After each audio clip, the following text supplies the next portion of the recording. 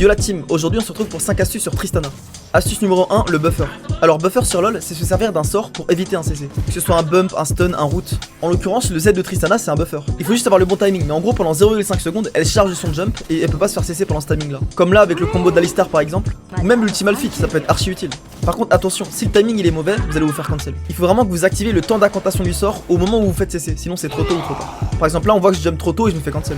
Astuce numéro 2. Quand vous êtes en train de push en lane et vous pouvez genre éclater votre bombe sur la tour, et pour faire d'une pierre deux coups et pouvoir push et clear la wave et vous offrir un free recall, vous pouvez juste activer la bombe sur la tour quand la wave de sbire est arrivée. Et en gros votre bombe elle va éclater la tour et la wave autour. Donc c'est parfait en fait. Je vois beaucoup de gens qui le font pas, mais ça vous fait vraiment gagner beaucoup de temps. Astuce numéro 3, ne pas prendre de sort au level 1. En gros le passif du E de Tristana c'est que quand vous tuez une unité, il y a des dégâts AOE autour de l'unité. Et early à cause du passif, vous pouvez vite perdre des sbires bêtement. Parfois ça peut être pratique pour prendre le push ou poke, mais la plupart du temps ça vous fait juste rater des sbires pour rien. Astuce numéro 4, mettre la bombe pendant le jump.